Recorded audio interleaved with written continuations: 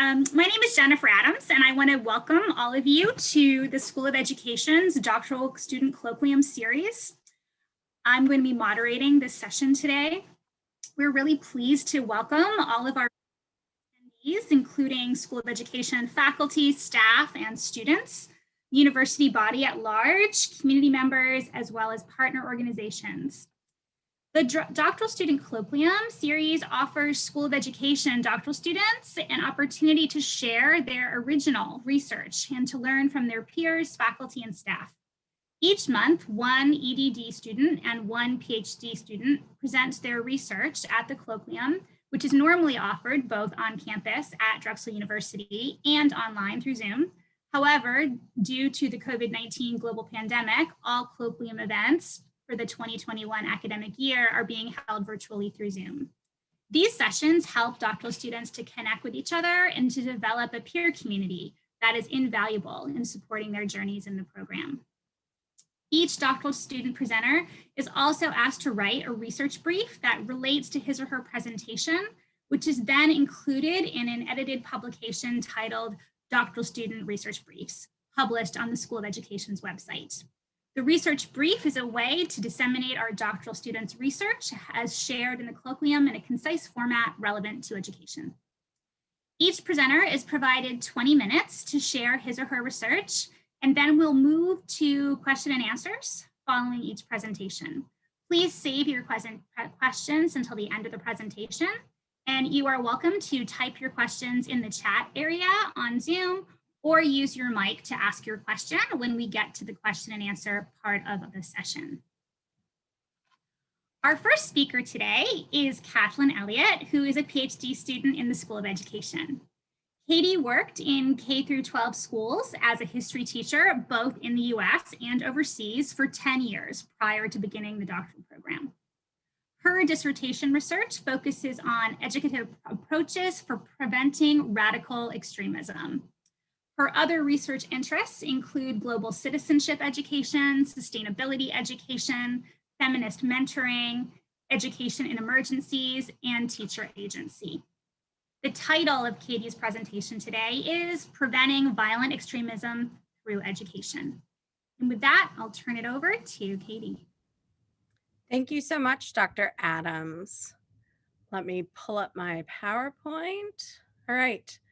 Hi, everyone. My name's Kathleen Elliott. Today, I'm going to be sharing with you the literature review section of my dissertation proposal. So I thank you all for being here. I'm very excited for questions and feedback at the end. So to begin with, where I start with the question of why study this? Why is this important to study? And there are a number of points here. The first being that there is a threat of right-wing nationalist extremism, white supremacism, white supremacist extremists in particular. And Homeland Security has announced that that is a particular threat that the US is susceptible to in a briefing from this past fall, 2020. January 6th, I think, made that apparent to all of us, but this was a problem long before that. So the second reason why we need to study this is because education really is a dual-faced issue. Education can be part of the problem, it can be a driver of conflict, or it can be part of the solution.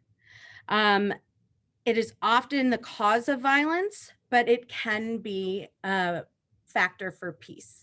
And then finally, teachers within those education systems are traditionally thought of as reproductive pieces to a system that reproduces hierarchies and the status quo. However, they have the possibility or the choice to demonstrate agency in their decisions. And so the questions that really drive this is, what are we teaching in schools? What are schools reproducing? And how are teachers responding or acting within that reproduction? So my research questions for this dissertation research are: what role does local context play in how national and international educative policies are deployed across different frameworks and designs? How do educators embrace and resist their roles in using educative tools to prevent extremist ideologies and encourage de-radicalization? And how do educators view their successes and failures in preventing extremist ideologies and encouraging de-radicalization? So I want to just go over my methodology briefly. That's not going to be the focus of our time today, but it's important that I share my plan with you all. So sampling, I'll be using a sampling method, a snowball method to acquire my sample. And this is appropriate because preventing violent extremism through education is a private or potentially sensitive topic. I will be conducting a multiple embedded case study using document analysis, semi-structured interviews, and participant observation. And these are appropriate as well because we're looking at how teachers navigate these spaces and their construction of meaning with their decisions and their goals. And then finally, for data analysis, I'll be using a modified grounded theory. The goal is to build theory explaining how educators and teachers navigate this challenge. I also want to talk a little bit about my positionality. I consider myself to be a critical pragmatist, which means my foundational perspective is one that believes that the research questions drive the choice of methods and methodology. I am a white, upper middle class, straight, cisgendered woman. As Dr. Adams mentioned, I have a background in history education, K through 12, in domestic and international spaces. I also participated in sort of civic education activities, both as a student, Model UN, and Junior Statesman of America, and then as a teacher went on to coach both of these activities. And then my undergraduate degree is in international culture and politics with a specific focus on religion and politics. So moving on to my literature review, I want to introduce my conceptual framework here. And there are three key pieces to that. The first is violence and violent extremism. The second is managing violent extremism. And the third is the role of education and educators. So for our research purposes here, I'm broadly defining violence based on Galtung's definition to include both direct violence and structural violence. Direct violence is violence that's done to a person, either psychologically or physically, and that includes government justified uses of violence, right? Weber argues that governments have a monopoly on the use of force within their borders, and then also individual violence, which is how we generally conceive of violence, right? Someone punching each other or kicking something. But I also am including in my definition structural violence, which will include symbolic, which is violence that's hidden within power differentials, which are considered normal, and therefore the violence is often thought to be legitimated. And as well as political, economic, and social violence. So we see that in political structures that encourage disenfranchisement, which is appropriate seeing as the voting rights bill just passed in the House this week. Economic structures like poverty, and then social structures like health disparities. I'm also including gender and gendered violence as well. And a final point here is Judith Butler defined in her recent book out that violence is an interaction between an individual and something, either another individual, a system, an organization, or a structure. And for the purpose of this research, we will be using that as well. So violent extremism is the use of violence in the deviation from norms with an emphasis on the action, but not the extremist beliefs. So violent extremism is based on violent action. However, even though the definition is based on action, prevention and countering focuses on the ideological aspects of violent extremism. Now, it's important to note that when I say deviation from norms, norms themselves can be inherently violent. And I take that argument from Hooks's point that domination in all areas leads to violence between individuals. And I think you could argue that domination in all areas leads to violence between in systems and structures as well. So causes of violent extremism, just a brief look here at three main areas. One is ideological narratives. So often these are based on political, economic, social, and cultural experiences, narratives, and trends.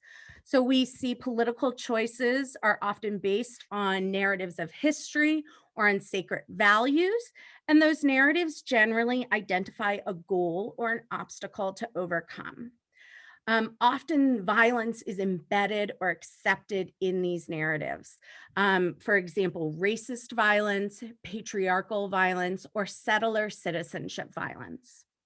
We also see a cause being community factors. So looking at online communities, there's growing evidence that online communities are part of a tool for radicalization that we've seen develop in the past 10 years. But there are also in-person community factors that lead to radicalization as well. So peer influences, weak community bonds, and then families often pass on those narratives to one another. Finally, there are individual factors that make someone more likely or more vulnerable to participate in violent extremism.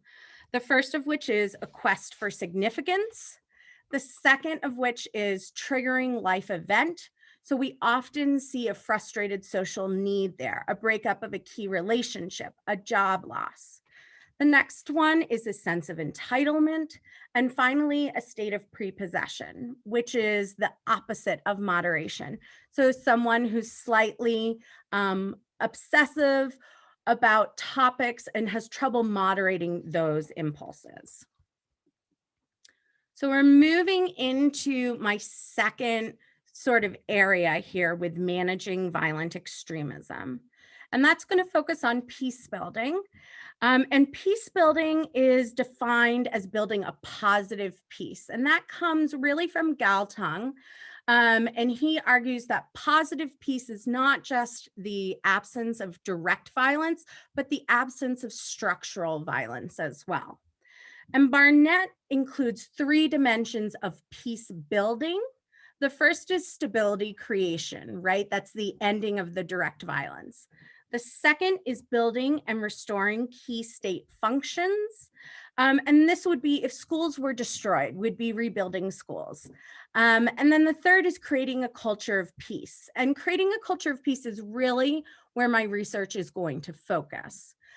However, it's important to note that peace building efforts are often most successful when they're multi-track efforts. So when they include a political track, which is what we think of as official leaders, a systems level track, which is thought leaders, whether they're religious or popular culture leaders, and then local and grassroots involvement. And we also have evidence that local and bottom-up peace building efforts are more successful. So within that creating a culture of peace, education is just one of a number of approaches. I want to mention two other approaches here before moving on to education. So the first is community-based interventions. An example of this would be informal peace committees that we see in Zimbabwe, that are structures created by and made up of community members whose job it is to maintain the peace. They lead community dialogues, they arbitrate and resolve individual conflicts. A second example is civil society dialogue initiatives that we've seen in Colombia that bring people from opposing sides together to talk through different issues. There's also examples of peace and reconciliation committees and tribunals. And I think South Africa is one we can probably all think of. Canada recently had one to deal with First Nations and the residential school system. But often peace and reconciliation commissions deal with domestic unrest. And then our last example here is education. And Novelli and Smith argue that education is often overlooked as a peace-building strategy. So that is where our focus is going to be. So moving into education, the role of education, going back to my original opening, is that there are two faces to education. Education that encourages peace and education that encourages violence. So an example of education that encourages violence would be the reproduction of hierarchies and power dynamics in schools that we often see argued. However, education for peace can look like education from a critical theory perspective, with the goal being to change the status quo, to liberate people from oppression, and that oppression should include violence and oppressive worldviews. And Havelsrud argues that formal education has a specific role to play in epistemic questions in particular. So what is knowledge and what counts as knowledge? Now, the role of educators within that education system is also important to acknowledge. Giraud argues that educators are oppositional intellectuals, and schools can play a productive role in getting students to think critically about society, take risks, and resist dominant forms of oppression. Educators can also play an agentic role. They can be agents of transformation or democratization in communities. They can be agents of healing, as they're often perceived as the most important caregivers outside of the home, and they can be agents of peace. Now, Zambailis argues that educators are also navigators of troubled or contested knowledge. And I'll come back to this argument, this point later on.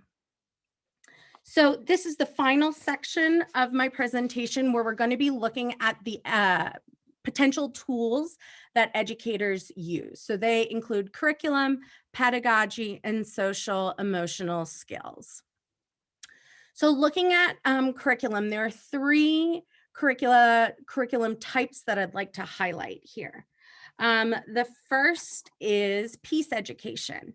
We see examples of peace education in the Facing History and Ourselves curriculum, which was created to teach about the Holocaust, but has also developed curriculum specific for Northern Ireland and South Africa. Another example of peace curriculum would be Sesame Street workshops. So if we're looking at younger students, the Sesame Street workshops has developed curriculum for Nigeria and Bangladesh that can be used in schools. And then finally, many nations have their own national curriculums. For example, Myanmar has developed a documents-based history textbook that allows all of the minority groups to be able to bring their own narrative into history instead of just keeping with the state-directed narrative. And then Columbia has a specific peace chair position. So each school has a peace chair and they choose a peace curriculum at that school, but each school is required to have a peace curriculum. The second key curriculum is global citizenship education. Now, often global citizenship education is thought of in terms of its modernist definitions of global citizenship. It's focused on skills to be successful in the modern world, be they language learning or intercultural competence. However, it has been critiqued by others who are critical of this modernist definition and propose different definitions that focus more on human rights issues and sustainability. And we see UNESCO and Oxfam sort of approaching a definition of global citizenship that draws from both those modernist and those critical definitions. And finally, I'd like to discuss religious literacy curriculum. Religious literacy is defined as the ability to discern and analyze the fundamental intersections of religion and social, political, cultural life through multiple lenses. Specifically, a religious literate person would have a basic understanding of the history, cultural texts, beliefs, practices, and contemporary manifestations of several of the world's religious traditions as they arose out of and continue to be shaped by particular social, historical, and cultural contexts.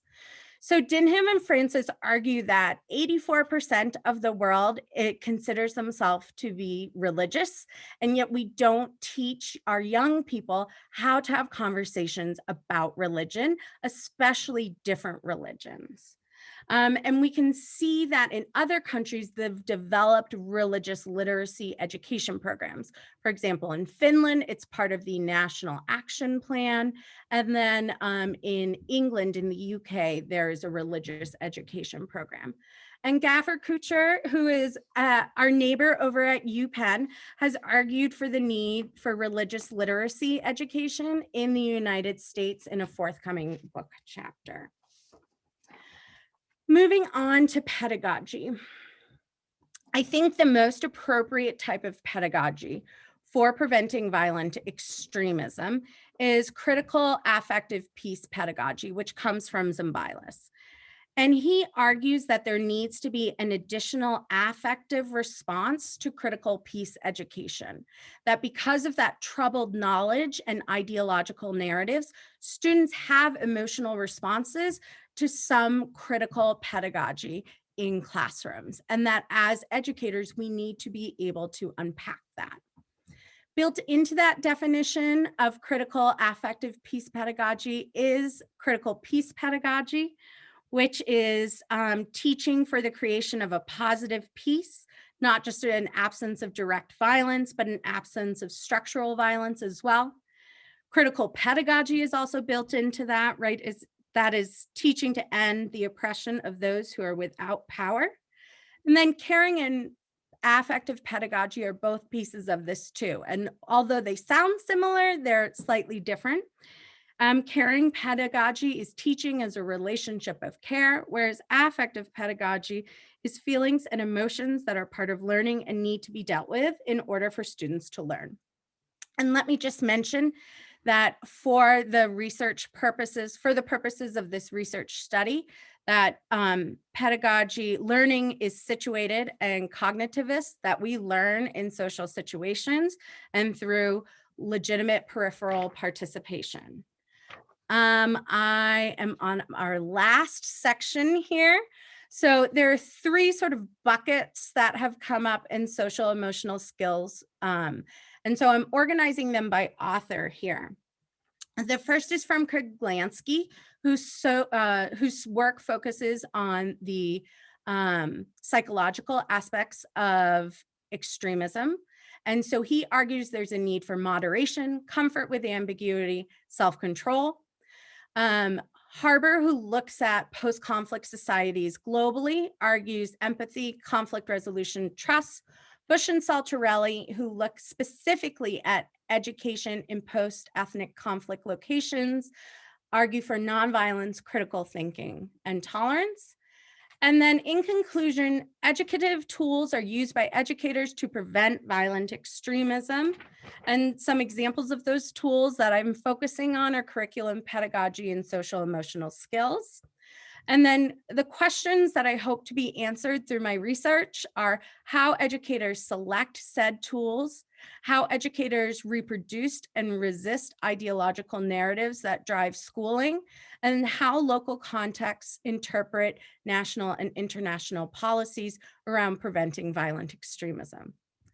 Thank you so much. And if you have any questions, I would be happy to answer them. Katie, thanks so much for a wonderful presentation. So much to think about. So now I'm just going to open the floor for 5 or 10 minutes and take questions for Katie.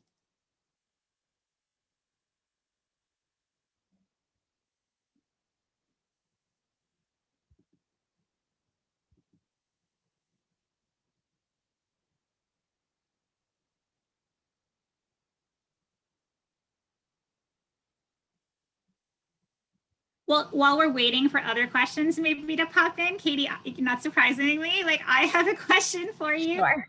So one of the questions that I have, just being a little bit familiar with some of the literature, is the type of curriculum and pedagogy that might be useful in targeting learners who might be at risk for extremist beliefs and violent behavior versus the type of curriculum that maybe global citizenship education that's being targeted for a whole classroom of students, regardless of the individual risk factors that are associated with violence. Can you speak a little bit to how you maybe are hoping to get at that differentiation in your research? And like, is it totally just like country and context specific, or is that type of differentiation important like in most places? I think that type of differentiation is important in most places. However, I don't think most places make that differentiation.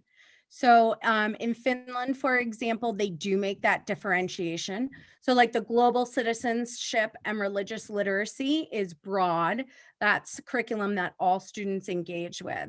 And then as students are deemed or determined to be more vulnerable, there are additional more social emotional skill building curriculum, conflict resolution curriculum that those students go through. But in the US, we really we sort of don't even have a basis. Like all of American at the national level curriculum focused on this is mostly like anti-bullying. And then at the state level, we have some states that are looking to implement more anti-racist curriculum or curriculum that focuses on ignored groups of the population that have been previously overlooked. But there's not any sort of differentiation between everyone and those who might need a little bit more. I have a question too, but my hand was blending into my background. So, but I see Sammy's got a hand up too. Go ahead, Sammy. Oh, thank you, Christy. I guess my question has to deal with the emerging literature coming out from the last 2 years based on algorithms and social media and how they can create this extreme viewpoints on either side. Have you found that shift has altered anything with who becomes extreme, or is it still kind of falling into those parameters that you outlined? You know, it's really interesting. There's some research on like women who get involved in extremist movements, but there's not a lot. Like generally the research focuses on like those most likely communities, young men, men who feel like disconnected from community. One of the things that has come out from the research on the online spaces is that it's easier, right, to access those people who feel disenfranchised, and you no longer have to be physically proximate to people who share those beliefs. So you could be the only person in your town who holds those beliefs. And prior to the internet and some of that, like nothing would sort of happen from that necessarily because you didn't have people supporting those beliefs who you could go back and forth with. Whereas some of these online spaces are allowing for the creation of that. But I think like in terms of differentiating between those who hold extremist ideologies and those who commit violence based on those extremist ideologies, like that sort of ties into what Jen was saying about differentiating the education, because I think, right, the people who commit violent extremist acts are a subsection of those who hold extremist ideologies, and both of those are problematic, and both of those can be addressed through education, but in slightly different ways. But no, there hasn't been any research that specifically targets that. Great question though, Sammy. Christy, do you have a question still? I do, but I also acknowledge the time is on. So maybe we go on to our second speaker, and I'm happy to have conversations with Katie separately. Okay, great if you can save it. I have more questions for you too, Katie, so prepare to talk to us later. Okay, so thank you for a great presentation and for really important and timely work. So we are gonna move on then to our next presenter. Our second speaker is Dr. Edie Freudenberger, who's actually a 2020 graduate of our EDD program with a concentration in education policy. So congrats again on that, Dr. Freudenberger. Edie is a seasoned educator and an instructional designer with a long-time focus on implementing and supporting online learning management systems. Her doctoral research reflects her strong interest in the needs of children from military and veteran communities. In 2019, Dr. Freudenberger launched Blue Star Academy, a nonprofit dedicated to supporting military-connected children in US public schools. The title of her presentation today is The Social, Emotional, and Educational Needs of Military Children in the US Public School System, a Narrative Inquiry. And with that, I'm going to turn that right over to Edie. Thank you. All right, let me go ahead and share. Let's get started. Okay, thank you so much. As Jennifer indicated, I did complete this research this summer of 2020 and then defended in September. So it's been a little while since I looked back at it, but so much has happened since that I'm excited to kind of incorporate that into part of my presentation. Just to give some background on me, my husband is a Army veteran. He now works in the military support space at Penn. He's at a clinic that provides mental health support to veterans. So, you know, though I'm connected to the community, as he moved into that role, I became even more immersed in activities related to the community. We went to events, my children became involved. And so this became a lot more interesting to me as I was, you know, happened to be enrolling at Drexel. And so kind of to give you a context on these children that we're talking about, military connected can mean connected to active duty, but in my definition, it was also connected to the veteran community. And these two communities are very separate. They kind of find themselves in different camps and they get offended to some extent, you know, if you kind of misrepresent who they are. So I try very hard to overspeak and put in too many words, but military and veteran connected, which you'll find often in my slides or as I'm talking. There are approximately 2 million children who are military or veteran or more military connected in the US attending public schools, and about I should say in public schools, about 80% of them are identified in the public school system. So it's a lot of children in our public school system, though we don't necessarily know that we've identified the full community. And when, again, you bring in that veteran space, it's probable that we haven't identified all of those children.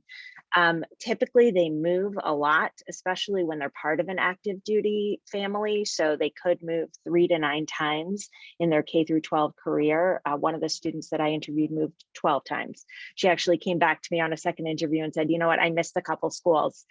So here's my list. It's longer than we thought. Clearly, there's an impact on the children. And so could be stress and depression, could be other mental health issues. But you know, there's a lot going on, especially in the adolescent community. There are lots of organizations that support these communities, but one of the primaries is Blue Star Families, and they run a survey every year to understand where the military community is and what's important to them. And so you can see that that dependent children's education ranks pretty high on those surveys, and that's pretty consistent across the board.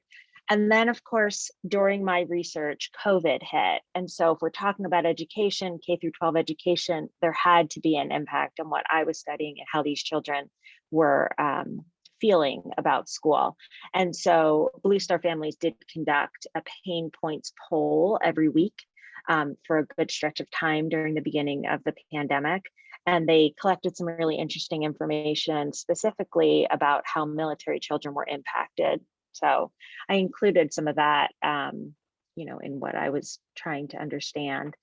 So the problem is this lack of understanding. If they can't even be fully identified, if we have some lack of cohesiveness and definition in general, then how can we even understand their experiences in school?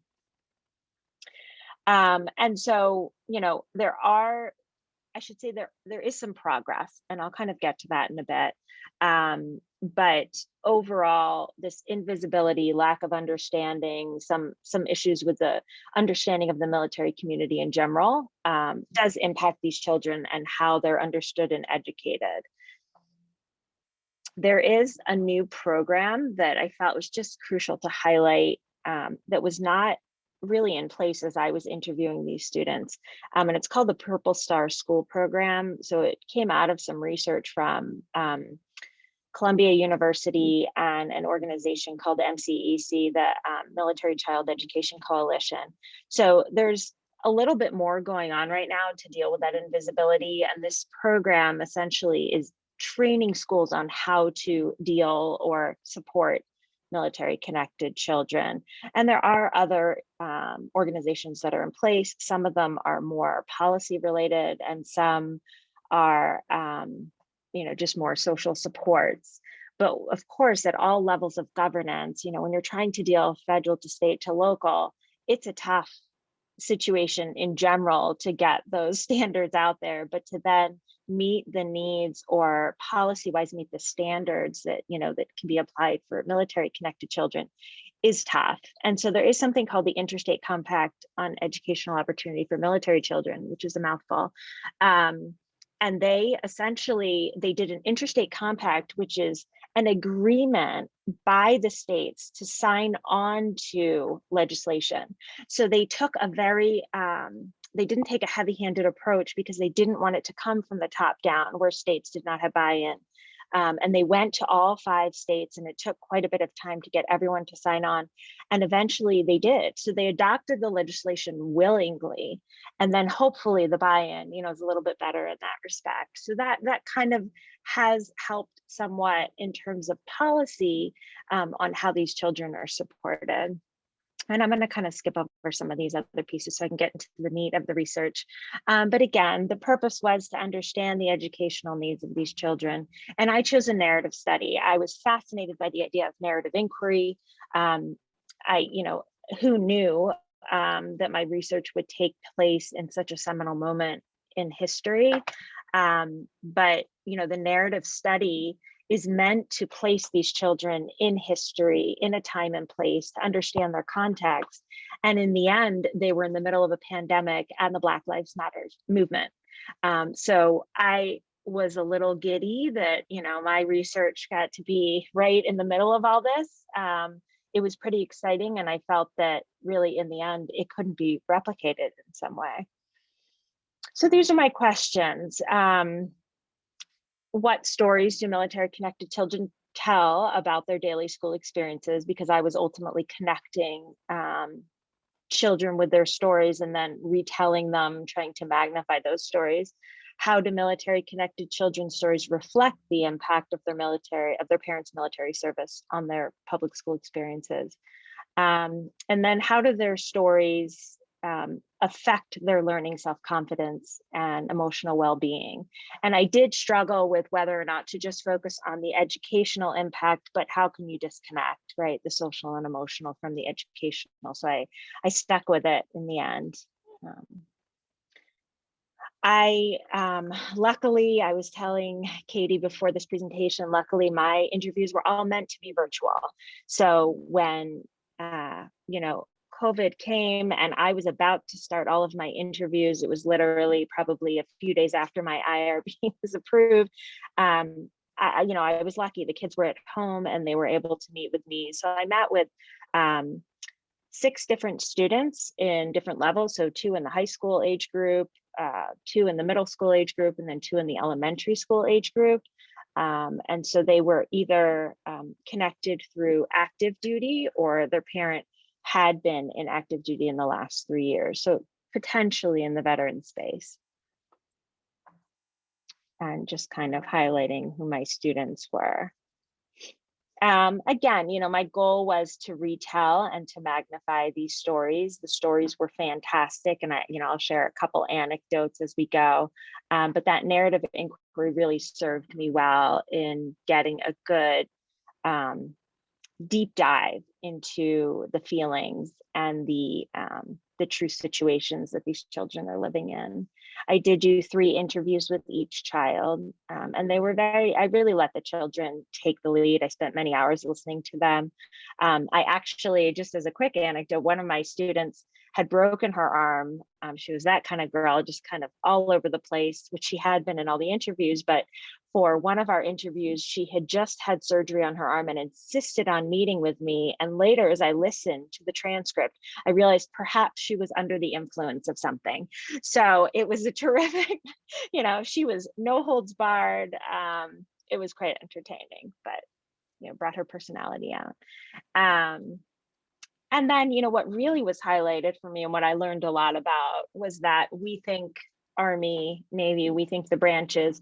I think lately we've been hearing more about the National Guard, but often that group is overlooked when it comes to supports for military connection or veteran connection. And I was fortunate enough to have a couple National Guard members' children in my study. So that was an interesting perspective, very different. Okay, so I ended up highlighting 3 themes, and I'll kind of go through each of them briefly. I want to be sensitive to time, but the 3 themes were school experience, military affiliation, and social context. So for school experience, it's truly thinking about academics, the teachers, transitions, if they had to move school to school. And then of course, COVID. I mean, that became a big piece of the school experience that I had not anticipated in my research. And so we did talk a lot about COVID only in the context of that was the reality. So it kind of got intermingled into that. The students were all in public schools, US public schools. So there are schools that are in the public school system that have high populations of military connected children. And those schools clearly are a little bit more sensitive to the needs of students. But I, again, was sort of lucky enough to get a number of students who were not in schools that really were connected to those populations or that understood the community. So it was an interesting insight into the other side of things, which is where I've been trying to put a lot more focus post-graduation. So based on the type of service that their parent had, so you can see how the connection to, or sort of being beholden to the type of service that their parent has is so reflective of their experience in the school system. So for example, a student whose father was in the National Guard in, I think, North Carolina, her father would be gone, weekends. And then in the beginning, he had to go for a number of trainings. And so he was gone for quite some time. She chose to not tell the school or not to even bring that to school. She kept it in her home life. And that was somewhat possible because her parent was in the National Guard. It wasn't like her parent was deployed to Afghanistan or, sort of these traditional views of how a military parent deployment would exist. He was in the National Guard, so he was in and out. Sometimes he was around, sometimes he wasn't. But she just chose to put a wall between the worlds, and perhaps that was easier for her in the National Guard. She also was not involved as much in the military community, so she didn't feel that she needed to bring that to her school life because her father was sort of a peripheral, as needed soldier. One of the funniest, this girl who, again, had broken her arm, one of the funniest things she was trying to articulate to me, they're from a Latin American family, and she would kind of try and articulate things sort of in Spanish and English. And she said to me that she had a teacher who was like, Yahoo, go America, cowboy boots.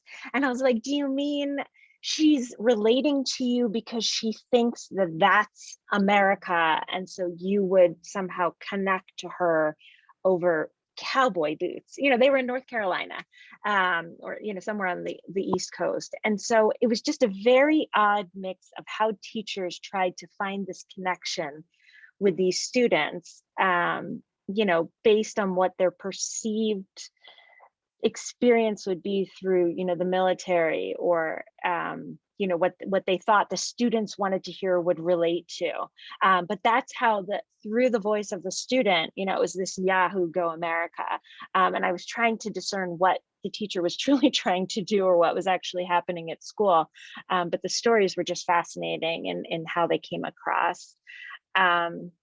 And then, of course, there was the academics and the schoolwork. So I did have one student who was 9 years old, and her father was in the National Guard, but he actually was deployed for quite some time, most of her school year. And they told the school, but no one really reached out to her, on a consistent basis to say, hey, how you doing? How's it going? And so, though they knew at school this wasn't a wall between the worlds, they knew it didn't seem to impact how they treated her at all. Social context and relationships, we talked a lot about friendships in terms of, did they find friends, and did their friends understand their military affiliation? And the answer was typically no, unless those friends were also military affiliated, and sometimes they would find friends because of that. Also in social context, I talked about the parental relationship. And so, you've got the non-military affiliated parent and the military affiliated. I did have one student who was 17. She's Black, and both her parents had served, her grandmother had served, and she had just come out to her family. So if you want to talk about the richest, most, most interesting narratives that I could collect, it was fascinating. So she was marching in protest of what happened to George Floyd during the summer. There was COVID. She was, joining a new community in terms of her new, sexual orientation. It was, a mixed bag, but her relationship with her parents who had served, and her grandmother who was somewhat closed-minded and came from a military background, and brought some very strict perceptions from there, was really interesting. And then, it looks like I missed one. Hold on, I'll skip back a little bit. And the military affiliation was, what is their relationship to the military? So, this patriotism piece, are they obligated? Is it part of their world? How does the military service impact them emotionally, but also physically if their parent is away? I had a student, the same 9-year-old girl whose father was deployed. He had given her a teddy bear, and she dressed it in army fatigue, and she used to take it every day to school, but she wasn't allowed to bring it into school. So she would leave it in the car with her mother every day. So she sort of left that world behind as she went to go be a student. But she would say to her mother, take it with you to work, as if the mother could somehow, maintain that relationship while she had to be distracted by school, or, focus on school instead. So, I think I offered up a lot of these discussions on, how I sort of address those questions. But in the end, the biggest takeaway was, first of all, I didn't do a large study. I really focused on these stories, so I couldn't generalize most of what I learned. It was fascinating, and it gave a great insight, and it was a great tip of the iceberg starting point. But my biggest takeaway was, we need to do more. And actually, through my nonprofit, I'm sort of a subject matter expert on a couple of research proposals that are with some organizations that study the perceptions of the military in America. And so, it's interesting that I got paired with Katie here, because I did have some notes about, my worry since January 6th, and the connection to the military there, the perception of the National Guard there, the idea that optics of National Guard was bad, the idea that military are found to be recruited for these extremist groups. So all of that has been plaguing me, and I'm wondering, what's the impact on the kids? They don't want to be a part of all of this. So not only do the military members maybe not want to be a part, or the veterans, who either want to be a part or being recruited for extremism, but then you have all these children who are connected to these worlds. And how is it impacting them right now? So this future, understanding is huge. The other piece that I would add is that, coincidentally, one of my big takeaways in my research and one of my recommendations is that an operation that had been an Obama era program called Operation Educate the Educators by an organization they had developed called Joining Forces, which was a public-private collaboration. Again, this was a Michelle Obama piece that Jill Biden had worked on. And so here I am, Jill Biden is not in the White House. I'm studying all of this. I'm fascinated by what's going on. And I'm thinking, if only we could get back to that joining forces piece and educating the educators that really just disappeared after the Obama administration was over. And here's Jill Biden. And one of the first things she did was to bring it back to life. And so there have been many conversations about joining forces, about they're going to relaunch Educate the Educators, which is about getting into pre-service teachers, in the bachelor's level, master's level, and teaching them about military connection, teaching them on how to work with military connected children and hopefully veteran connected children, which is something that I'm trying to do with my nonprofit as well. So in a nutshell, more research, we need a lot more, bigger scale, that would be ideal. Professional development, so teaching teachers, and then parent support. So the parents that I talked to of the children that were in my study had very little connection to any kind of support related to, their child's experience as a military connected child. And then you go out further to the veteran community and it's much, much less. At least Active has a little bit more going on.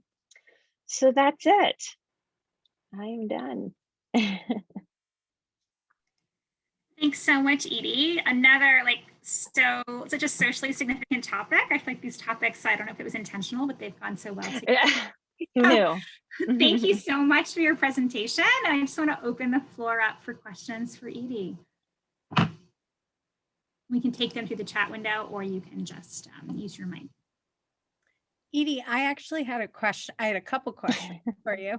The first of which is I've seen some news coverage and then heard anecdotally through friends whose families are in the military or active duty, that one of the challenges of moving so much is if your child is getting special education services, that those services vary greatly from school system to school system.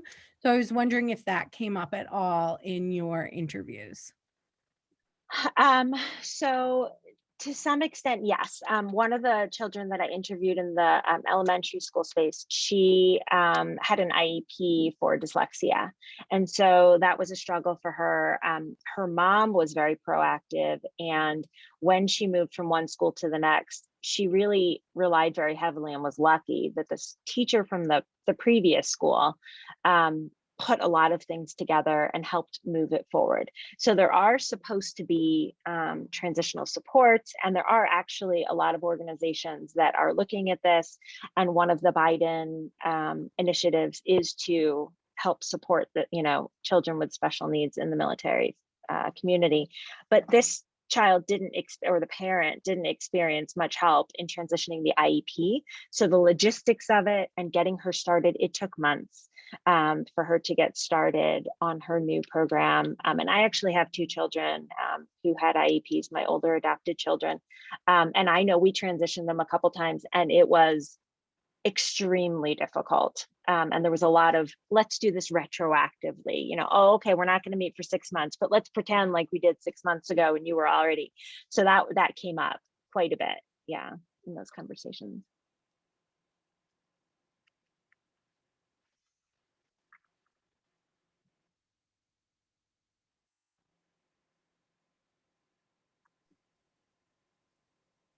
I do have another question if no one has questions. I got my master's degree and my teaching credential with a small cohort, and two of the individuals in my cohort were former military who one of them had come to teaching through a formal program and the other had not come through a formal program. But I wonder if some of building understanding of the military, the unique challenges there in schools could come through former active duty military members transitioning to teachers afterwards. So it's funny that you had a couple, because we don't want to say traditionally teachers are women, but I would say, I'm guessing the breakdown is probably heavy on the female side. And when you're talking about the military, you're talking the opposite. So traditionally more male. Where I saw more of that was in the spouses who are traditionally female.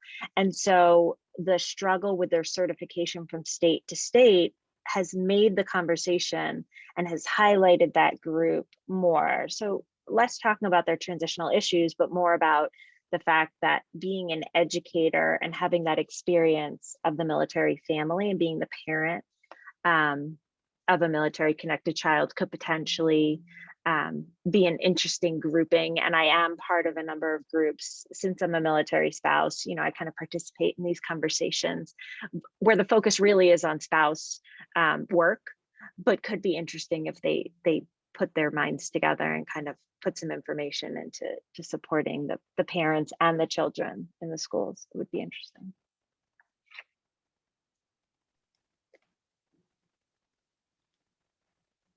I have one question actually for you, Edie, just about your sample a little bit. So just a part question, and we're almost at time, so we can sort of keep it brief. But one, I mean, you acknowledged sort of the limitations of your sample where you only had 2 students from each of the levels in school.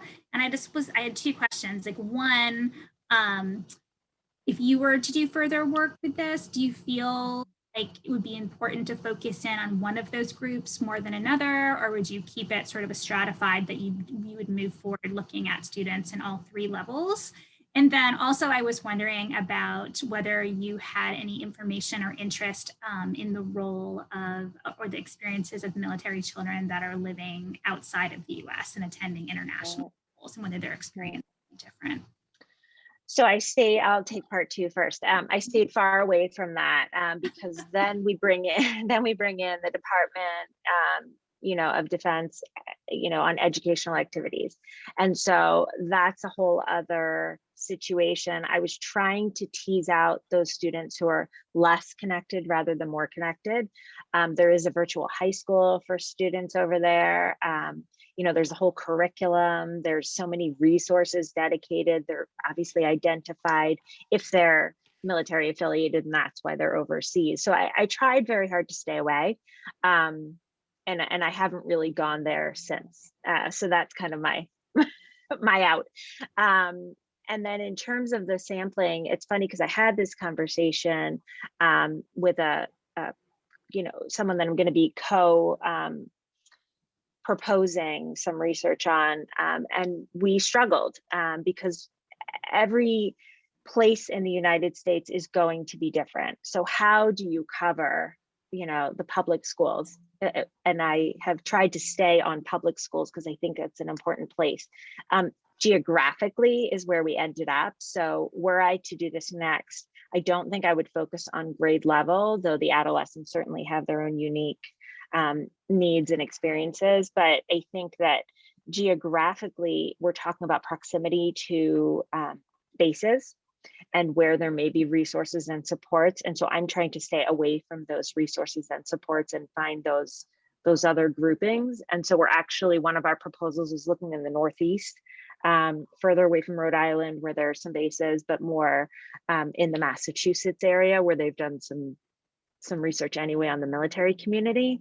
And so that's kind of my next level of approach, but it could be diced and sliced so many different ways that, I could be doing this forever, clearly. Well, that's good research to have, actually. I know, right? Just keep building on the next thing. So, well, we are at time. So I definitely want to give a really big thanks to our presenters, Katie and to Edie, for presenting today. And then, of course, thank all of you for attending, and encourage you to mark your calendars for the upcoming Doctoral Student Colloquium Series event, which will be on Friday, April 2nd.